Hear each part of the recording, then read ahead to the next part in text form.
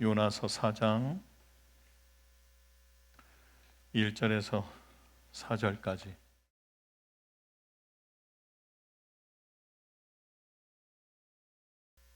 이란격석이라는 말이 있습니다.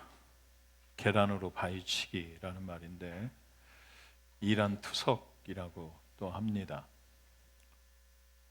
예전에 스펀지라고 하는 TV 프로에서 계란으로 바위를 치면 바위가 깨질까 시험해 본 적이 있습니다. 깨졌을까요? 깨졌답니다. 계란을 액체 질소로 꽝꽝 얼려서 대포처럼 빵 쐈더니 확 깨진 건 아니지만 바위에 금이 갔답니다. 그래서 계란으로 바위 치면 깨진답니다. 근데 그건 계란 아니죠. 액체 질소로 꽝꽝 얼려서 돌덩이처럼 만들었으니 계란이라고 보기 좀 무리가 있을 것 같습니다. 계란으로 바위치기라는 말이 남이 나한테 해줄 때는 좀 조소 섞인 비웃음거리로 계란으로 바위치기지 그걸 굳이 한다고 그러냐라고 하는 불가능을 도전하는 일에 쓰는 말이고, 또 내 스스로 이건 계란으로 바위치기지라고 말할 때는 내 스스로 아무리 도전해도 애써봤자 좋은 결과가 얻어지지 않을 것 같다라는 자주 섞인 말일 것입니다. 그런데 사실 성경에 보면 계란으로 바위를 친 사람들이 꽤 있거든요. 다윗이 골리앗이라고 하는 바위 앞에 서서 계란으로 바위를 깨트린 사람이기도 하고, 애굽이라고 하는 거대한 나라에 앞서서 모세는 계란이라고 하는 조그만 힘을 가지고 바위를 깨뜨렸던 사람이기도 합니다. 이렇게 하나님의 능력이라고 하는 계란으로 세상이라고 하는 불가능이라고 하는 바위 앞에 섰을 때는 그게 믿음으로 가능케 되어집니다. 하나님의 능력을 힘입으면 세상이 말하는 불가능이라고 하는 것이 없죠. 아디다스 광고 카피가 아닙니다. Impossible is nothing은 이건 스포츠의 카피가 아닙니다. 하나님과 함께하면 불가능이 가능케 되어지는 역사들이, 기적이 상식되어지는 일들이 있죠. 그런데 여러분, 하나님이라고 하는 분 앞에 그분이 만약에 바위시라고 한다면, 그분의 뜻이 바위라고 한다면 내 뜻이라고 하는 계란으로 그 바위를 깨뜨릴 수는 있을까요? 지난주 계속해서 집회를 다녀왔습니다. 그런데 그들이 했던 질문 가운데 비중을 가장 많이 차지하는 했던 질문은 어떻게 하면 진짜 예배적으로 살 수 있느냐, 어떻게 하면 참된 예배를 경험할 수 있느냐 였고, 그 다음에 질문이 어떻게 하면 내가 하나님의 뜻대로 살 수 있느냐, 그리고 하나님의 뜻과 내 뜻이 반할 경우에, 하나님의 뜻과 내 뜻이 다를 경우에는 어떻게 하는 게 좋으냐라는 질문이 있었습니다. 그 질문을 설명해 주고 나서 우리 성도들은 과연 그렇다면 이 질문에 뭐라고 답할까? 내 뜻과 하나님의 뜻이 다르다라고 할 때 어떻게 할 수 있을까? 어떻게 말할까? 라는 궁금증이 생겼습니다. 여러분들은 어떠십니까? 하나님이 내 뜻과 다르다라고 할 때, 다르다라고 느낄 때 어떻게 하셨으면 좋겠습니까? 엊그제 청소년한테 제가 물었거든요. 그랬더니 한 아이가, 제가 그 아이가 아직도 머릿속에 생생합니다. 왜냐하면 그렇게 상큼하게 생긴 애가 지구상에 있을까? 눈을 똘망똘망하게 뜨고 정말 상큼한 모습으로 똘망똘망하고 뜨고 있다가 만약에 하나님의 뜻과 네 뜻이 반대되면 어떻게 할래? 라고 물었더니 그 아이가 곰곰하게 이렇게 생각하더니 협상하죠. 하나님하고 반반 협상하죠. 라고 말했어요. 그래서 아니, 사실 하나님의 뜻은 하나님은 거의 협상하지 않으신다. 그분의 뜻은 이미 결정돼 있고 내가 그 뜻에 따를 거냐 말 거냐라는 것만 결정하면 되는데 너는 어떻게 했으면 좋겠냐? 그랬더니 그때는 그럼 순종해야죠. 이렇게 표현하는 거예요. 너무 예뻐서 그래 잘했다 그랬더니 저한테 지금 근데 그 아이에 대한 이 이미지가 여러분 혹시 옛날에 동막골이라는 거 보셨어요? 그 배우는 제가 모르겠는데 아무튼 몰라요. 그 아이 그 순수한 이미지가 저한테 확 오는데 제가 집에 와서 간증했어요. 내가 세상에서 가장 청초하고 예쁘고 아름다운 아이를 내가 봤다. 하나님의 뜻이 내 뜻과 반할 때 반반 여러분 그게 안 되거든요. 하나님은 이미 제 삶 가운데 계획하시고 뜻하신 게 있어요. 물론 그것이 여러분들이 생각하는 것처럼 내 직업을 뭘로 생각할까? 뭘로 선택할까? 아니면 내가 어디로 가야 할까? 뭐 이런 것들을 의미하는 건 아닙니다. 아셨죠? 저한테 그런 질문이 왔을 때 청년들을 상대해서는 제가 이렇게 답변했습니다. 가십시오. 여러분이 원하는 대로. 하나님의 뜻과 내 뜻이 반대될 때 하나님은 이렇게 하길 원하시고 나는 이렇게 하길 원한다면 그냥 여기로 가십시오. 왜냐하면 돌아서 다시 와야 되는 날이 있을 겁니다. 하나님은 결코 여러분들이 이 길로 계속 가게 두시지는 않습니다. 왜냐하면 여러분들이 이 길로 계속 달리다 보면 결국 하나님을 버리게 되거나 하나님의 뜻과는 전혀 상관없는 인생을 살게 될 겁니다. 그러니 언젠가는 하나님께서 여러분들을 돌이키셔서 다시 하나님의 뜻대로 하나님이 원하는 대로 여러분들을 인도해 갈 겁니다. 그러면 여러분들이 걸어갔던 그 길들, 물론 그 길에 많은 것들을 손해보고 잃어버리고 시간을 낭비하고 재정을 낭비하고 심지어 건강까지 버려서 이렇게 돌아올 수는 있지만, 하지만 그 버렸던 것들까지도 하나님은 모아서 여러분들의 삶을 하나님의 뜻대로 가는데 선하게 바꾸실 겁니다. 그러니 정 그 길을 가고 싶다면 가십시오. 그런데 돌아올 겁니다. 여러분 제 말이 무슨 말인지 아시겠죠? 요나라는 사람이 있습니다. 여러분 너무 잘 아는 동화 속 주인공 같은 친구인데 이 친구가 하나님의 명을 받습니다. 북이스라엘에서 활동했던 사람인데 사실 그때 당시에 북이스라엘이 조금 잘 나가고 있었습니다.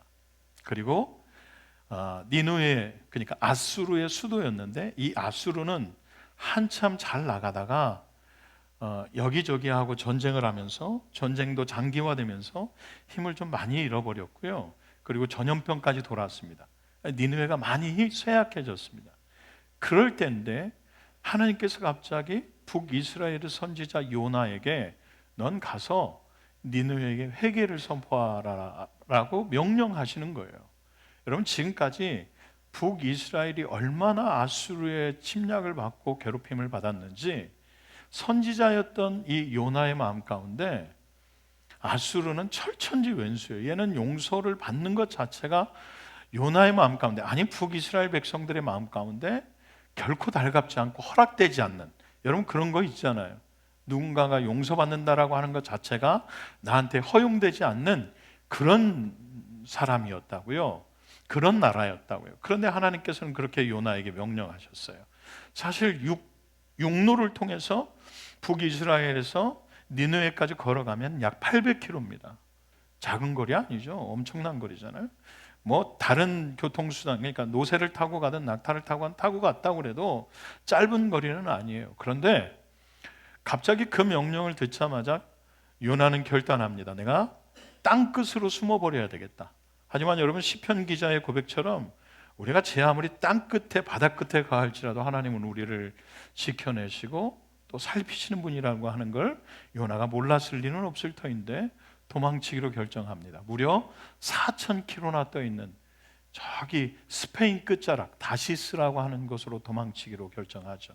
용로보다 더 어려운 해로를 선택해서 도망치기로 결정했다라는 거죠. 그것도 그때 당시에 스페인은 땅끝이라고 그랬거든요. 그러니까 바울이 서바나에 가야 되리라, 스페인에 가야 될 것이다 라고 말하는 것도 예수 그리스도의 복음이 땅끝까지 가길 원했던 거거든요. 그러니까 지금 요나는 그 땅끝으로 숨어버리겠다라고 하는 거예요. 배를 얻어 타고 가는데 얼마나 심간 편한 사람인지 배 밑창에 들어가서 자빠져 자고 있어요.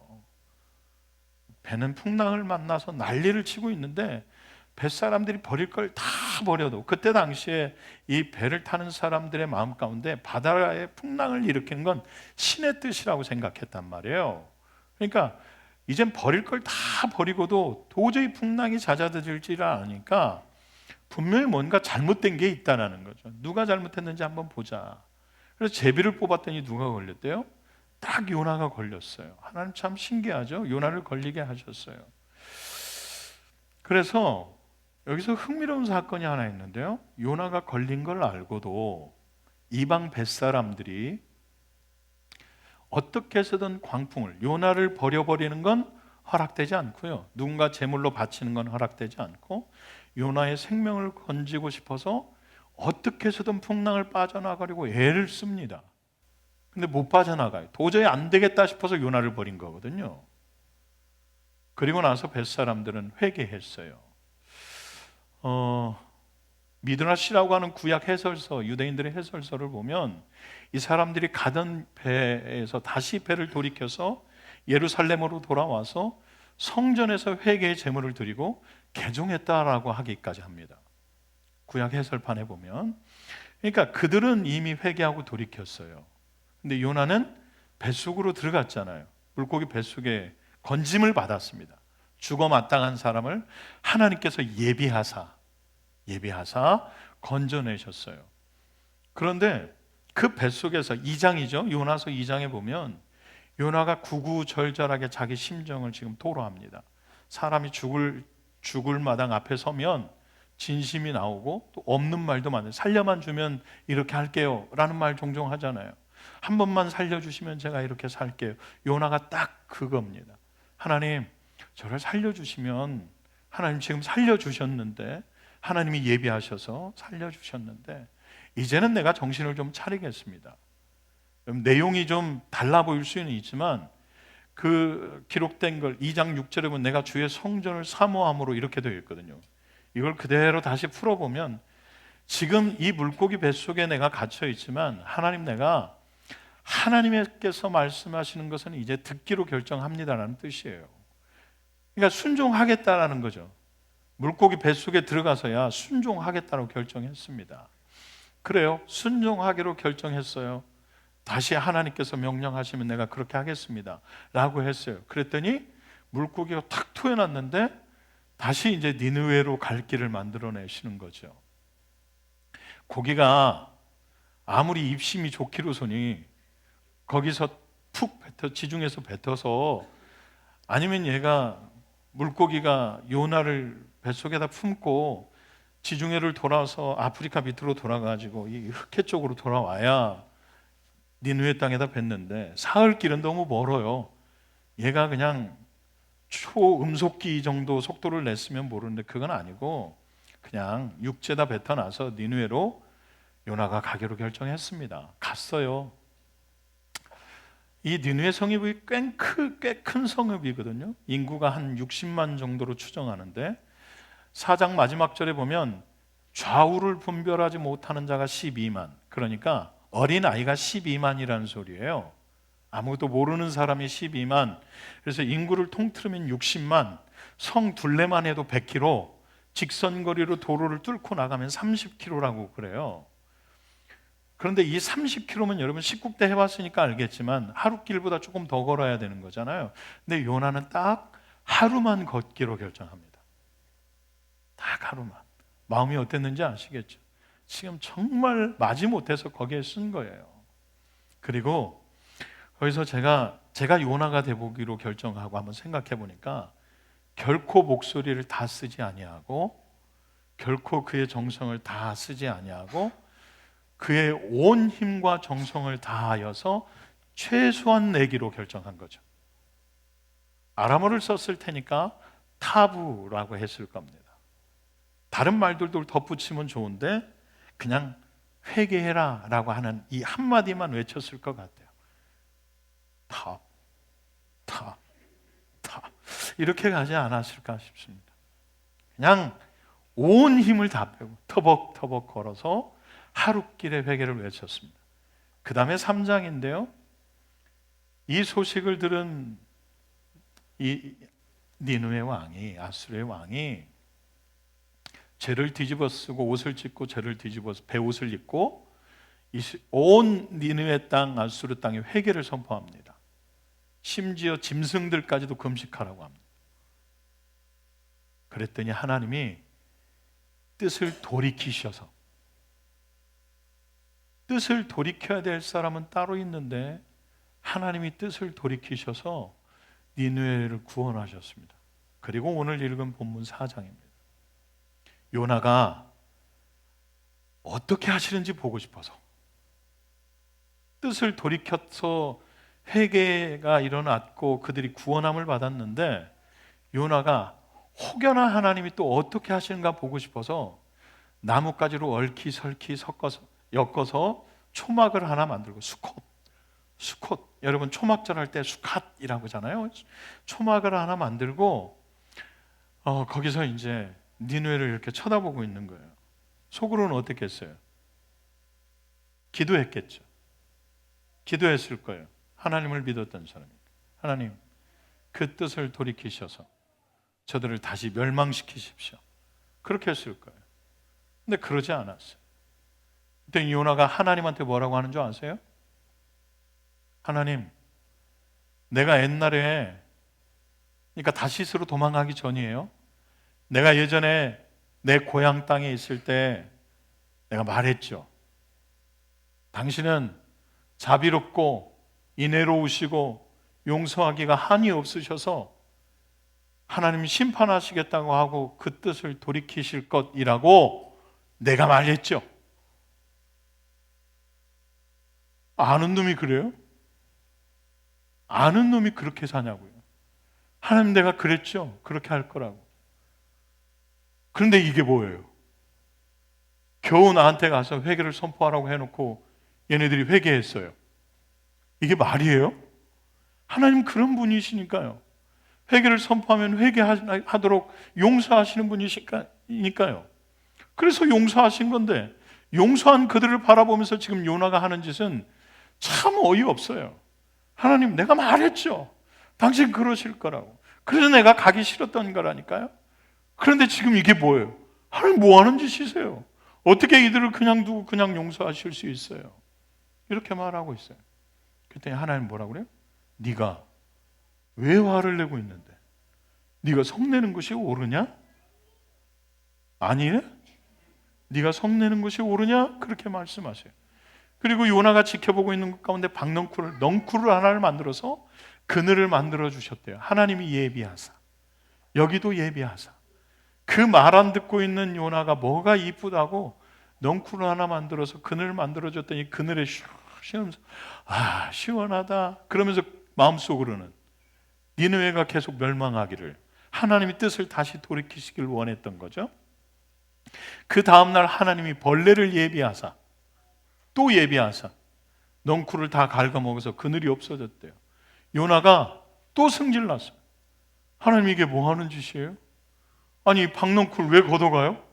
그랬더니 하나님이 나타나서 짠 하고 나타, 너는 네가 씹지도 않은 넝쿨 내가 걷어가는데 그것 가지고 네가 왜 화를 내는데?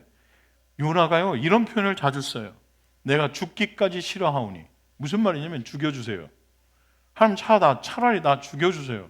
내가 이거 눈 뜨고는 못 보겠어요. 이 말이거든요. 자기 뜻대로 안 되니까 죽어버리겠다라는 거예요. 그런데 하나님이요, 야, 네가 심지도 않은 박넝쿨 그걸 그렇게 아꼈는데 좌우를 구분하지 못하는 백성이 12만, 60만이나 있는 니느웨 백성이 회개해서 내가 아끼겠다는데 네가 무슨 상관이냐라고 하고 끝이 나버려요. 뭔가 열린 결말로 열어두고 끝났어요. 그런데 여러분 한번 봅시다. 요나요. 사실은 자기가 회개하고 자기가 뜻을 바꿔야 맞거든요. 자기 생각은 계란과 같아요. 아무리 하나님께 자기 계란을 던진다고 그래도 하나님의 뜻이었던 회개하는 백성을 구원하시겠다라고 하는 하나님의 뜻은 돌이키시지 않을 거예요. 맞습니까? 하나님은요 그런 분이세요. 여러분, 흥미롭게도 구약에 등장했던 하나님은 상당히 엄격하시고 죄에 대해서 상당한 잣대를 가지고 계신 분이거든요. 맞죠?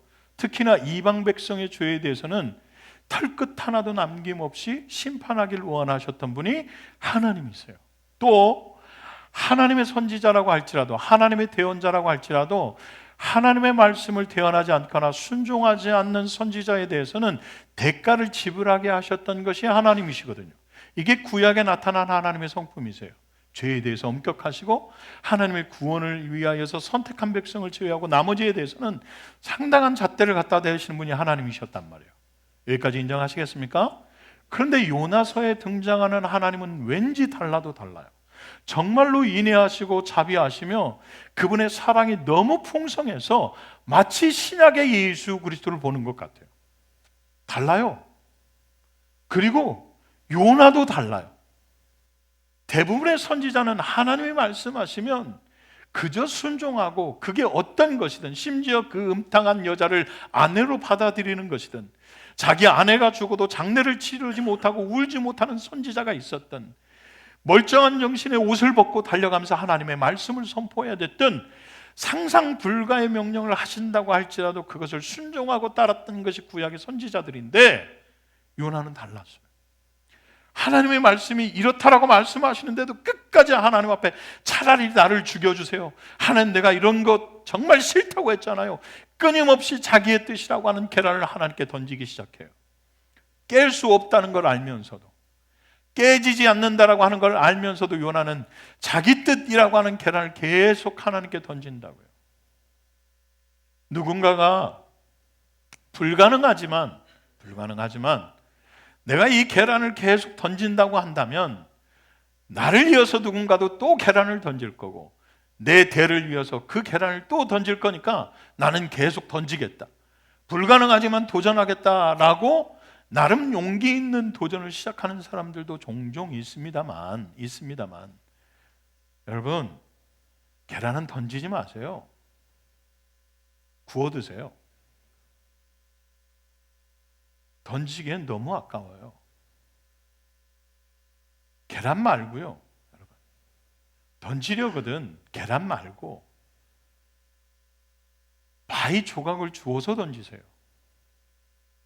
정 던지고 싶으면 계란을 던져서는, 여러분 만약에 계란을 계속 던지잖아요, 계란이 굳고 마르고 비틀어져서 껍데기만 더 단단해져서요 더 깨지지 않는 바위가 될 거예요. 계란 말고요, 차라리 그 바위 밑에 떨어진 바위 조각을 주워서 던지시라고요. 무슨 말이냐면, 되지도 않을 내 뜻을 하나님 앞에 계속 관철시키려고 하지 마시고요, 그게 안 되면 띵깡 놓고 고집 부리면서 하나님 왜 이렇게 불공평하냐고, 하나님 왜 나한테 이러시냐고, 하나님 이런 분 아니시지 않느냐고 외치지 마시고, 여러분 하나님의 뜻이 무엇인지 그 조그만 조각이라도 발견해 보시라는 거예요. 하나님의 나를 향한 뜻이 어떠한지 조그만 조각이라도 발견하셔서 그 조각을 하나님께 던지시라고요. 비록 하나님이 계획했던 뜻이 내 생각과 다를 수 있지만 하나님의 뜻을 내가 조금이라도 이해하고 그 뜻을 하나님께 던지고 있다고 한다면, 그렇다면 하나님이 억지로라도 그분의 뜻에 크랙을 가게 하셔서 더 선하고 더 빨리 방법을 바꿔내실 거예요. 요나처럼 미련하게 뱃속에서 보내는 암흑의 시간을 견디지 마시라고요. 그때부터 던지지 않았다고 한다면, 차라리 육로를 통해서 갔다고 한다면 누군가가 재산을 손해보고 나 때문에 피해를 입는 일들은 없었을 거 아니에요. 그러지 않을까요? 나 때문에 손해본 사람, 물론 그것도 선으로 만들어내셔서 누군가가 구원받을 수 있는 기회로 얻게 하셨지만, 하물며 이방인들조차도 하나님의 뜻을 헤아려서 벳사람들도 그랬고 니느웨 사람들도 그랬고 이방인들조차도 그들이 하나님의 뜻을 깨달아서 회개하고 주님 앞으로 돌아오고 있는데, 하나님의 뜻을 선포하고 있다는 선지자가, 하나님의 뜻을 헤아려야 하는 선지자가 하나님의 뜻과 전혀 상관없는 것들로 달걀을 만들어서 하나님의 바위에 던진다고 한다면 하나님 그 뜻을 어떻게 수용하시고 받아내시겠어요? 요나가 뱃속에서 시간을 보내고 그 암흑의 시간을 거친 다음에 하나님, 내가 이제 나가면 순종할게요 라고 말해놓고 나와서도 느느웨 땅 하루를 거쳐서 복음을, 회개를 선포한 거 보면, 계란은 숨겼지만 이제 대놓고 던지진 않지만 숨겨놓고 조금씩 하나님의 뜻을 계속 던지고 있는 거 아니겠어요? 아닌 것처럼 하면서. 우리의 삶들을 한번 돌아봅시다. 하나님의 뜻이 무엇인지 헤아리려고 하지 않아요. 날 향한 하나님의 계획이 무엇인지 헤아리려고 한 번도 생각해 본 적이 없어요. 그저 세상 사람들이 달려가는 것 마냥 똑같이 이렇게 사는 것이, 이렇게 살아가는 것이 마치 옳다라고 생각해서. 여러분, 제가 삼식이 삼촌이 가르쳐준 관성 얘기했던가? 관성? 삼식이 삼촌이 가르쳐주더라고요. 사람한텐 천성과 관성이 있다고. 디즈니 플러스를 구독하세요. 송강호 씨가 삼식이 삼촌으로 나오는데, 그 사람이 사람을 선택할 때 이렇게 말해요. 사람에겐 천성과 관성이 있다. 천성은 타고난 성품을 얘기해요. 그리고 관성은 그 사람이 어릴 적부터 살아온 삶의 습관을 얘기해요. 학습이 되어졌던, 부모가 심어줬던 그 사람이 걸어가는 삶의 습관들 있잖아요. 삶의 습관들. 타고난 성품 플러스 관성을 향해서, 관성을 가지고 사람은 살아갈 수밖에 없다라는 거예요. 그래서 함부로 사람을 선택하지 않는다라고 이 삼식이 삼촌이 얘기하거든요. 제가 그 말 듣다가 이거 진리라고 그랬어요. 저와 여러분들은 본질상 진노의 자녀, 더러움, 악함의 자녀로 태어났어요. 여기까지도 인정하시겠지요? 그렇게 태어났어요. 그런데 살면서 배우는 학습되어진 우리의 삶의 습관은 이렇게 가는 것이 성공이고 이렇게 살아가는 것이 삶이 옳은 길이라고 배워왔어요. 그래서 그렇게 가야 맞다고 생각하고 관성을 가지고 살아요. 그런데 하나님의 뜻은 때때로 나를 여기서 끄집어내셔서 다른 길로 가기를 원하신다고요. 내 관성에서 벗어나기를 원하세요. 내 천성에서 벗어나기를 원하신다고요. 생각해 보세요, 여러분. 내가 태어난 이 삶의 천성이 우리는 악함이에요. 본질상 진노의 자녀였고 육의 사람이었어요. 육의 사람. 기억나시죠? 푸시키코스. 육의 사람이었다고요. 그런데 예수 그리스도를 믿음으로 말미암아서 내가 이제는 육의 사람이 아니라 육적인 사람. 육의 사람은 아니지만 내가 비록 믿음을 가졌지만 여전히 연약해서 육적인 생각을 하는 사락시스, 육적인 사람이 되었다고요. 그래서 바울이 고린도전서를 통해서 그렇게 말해요. 너희가 예수 그리스도를 알고 믿으나 아직 어린아이와 같아서 단단한 음식을 줄 수 없다. 연약한 것, 약한 것, 젖과 같은 걸 줄 수밖에 없다라고 말하는 것들이 사락시스, 연약한 사람들. 우리는 그렇게 살아요. 삶의 관성이 그랬고 내가 살아왔던 관성이 그래서, 천성이 그래서 계속 그 길을 가고 싶어요. 이게 육적인 사람이에요. 그런데 주님은 우리가 이렇게 삶을 끝내길 원하시는 것이 아니라 푸뉴마티코스, 영적인 사람으로 삶을 살아내기를 원하세요. 육에 속한 사람은 하나님의 뜻을 알지도 못하고 그분을 기쁘시게 할 수 없대요. 육은 영의 생각과 이외되어져요. 그분의 뜻을 따를 수도 없고 기쁘게 할 수도 없어요.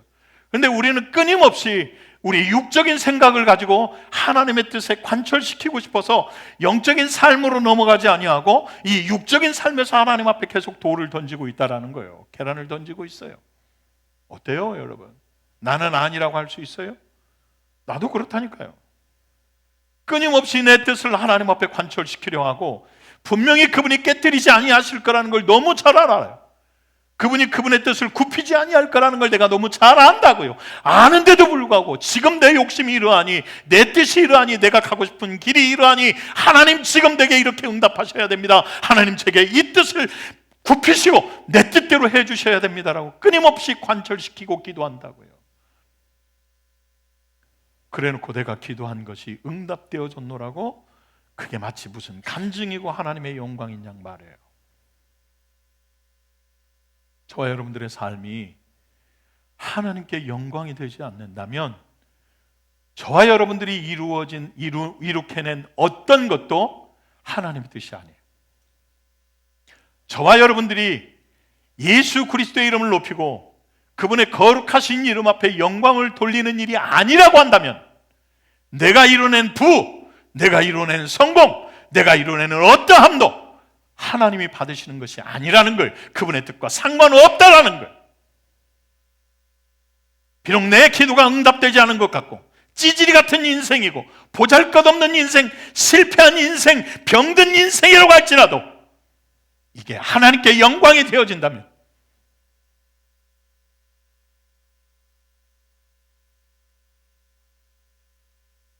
그게 하나님의 축복이지. 그게 그분의 뜻이고 내 뜻을 관철시키는 게 아니라 그분의 뜻이 무엇인지를 깨달아서 날 향한 그분의 계획이 무엇인지를 알아서 바위 조각이라도 주어서 하나님, 내가 당신의 뜻을 다 할 수는 없지만, 당신의 뜻을 다 해야 할 수는 없지만, 하나님, 내가 당신의 뜻을 알기로 결정하고 이 돌을 던집니다. 그러면 그분이 니느웨를 향하여서도 뜻을 돌이키셨고 이방 벳사람을 향하여도 뜻을 돌이키셨는데, 그분이 사랑하는 자녀요 믿음의 사람인 나를 향한 그분의 뜻을 어찌 돌이키시지 않을 수 있겠어요? 사랑하는 여러분, 나 때문에 내 뜻을 이 계란처럼 부서지기 쉬운 연약하고 7, 80년을 살아가면서 겨우 이 생을 포장할 수밖에 없는 이 계란처럼 얇은 인생을, 그 뜻을 날 향하여 세우신 영원한 약속을 가진 그분의 위대하신 바위 앞에 던지지 마십시오. 던지지 마십시오. 대신 그 바위 밑으로 기어 들어가서 꾸역꾸역 한 발 한 발 어렵겠지만 기어 들어가서 그분의 뜻이 무엇인지 부스러기 돌이라도 주워내서 찾아내셔서 하나님 뜻이 이렇다면, 하나님 뜻이 그렇다면 제가 순종하기로 결정합니다라고 돌을 던져내실 수 있길 축복해요. 내 생각은 너희 생각과 다르고 내 길은 너희 길과 달라서 하늘이 땅보다 높음같이 내 길은 너희 길보다 높으며 내 생각은 너희 생각보다 높입니다. 하늘에서 쏟아진 비가 땅을 적시고 열매를 내는 것처럼 내가 너희에게 던진 이 말은 하나도 거저 돌아오지 아니하며 너희 삶 가운데서 열매를 내고 풍성하게 하실 것이라는 거예요. 사랑하는 여러분, 그분의 뜻이 무엇인지 헤아리십시오. 미련한 요나처럼 내 뜻을 하나님 앞에 관철시키면서 죽여달라고 외치지 마시고 하나님의 뜻을 헤아리세요. 제가 원어를 살피다 참 재미있는 걸 하나 봤어요. 벳사람이 요나를 깨우면서 얘기하거든요. 일어나라, 구해라. 일어나라, 구해라. 빨리 일어나서 네 여호와께 간구해라. 이렇게 말하거든요. 이방 사람이 그렇게 1장에서 얘기해요. 이방 벳사람이, 선장이. 근데 이게 원어로 보니까 쿰케라더라고. 꿈깨라. 꿈깨라. 그냥 저에겐 그렇게 와닿았어요. 헛된 꿈을 좀 깨야 되겠다. 하나님의 뜻이 무엇인지 구할 수 있도록 내 꿈을 좀 깨고 하나님의 꿈을 꿔야 되겠다. 사랑하는 여러분, 꿈 깨세요. 일어나서 구하십시오. 일어나서 하나님의 뜻이 무엇인지 알려 하십시오. 여러분들의 꿈을 깨시고 여호와의 꿈을 품으십시오. 여러분들의 생각을 내려놓고 여호와의 생각을 입으십시오. 계란을 집어넣으시고 바위를 주워 드십시오. 그게 하나님이 여러분들을 향하여 품으신 놀라운 일들을 풀어나가는 방법이 될 겁니다.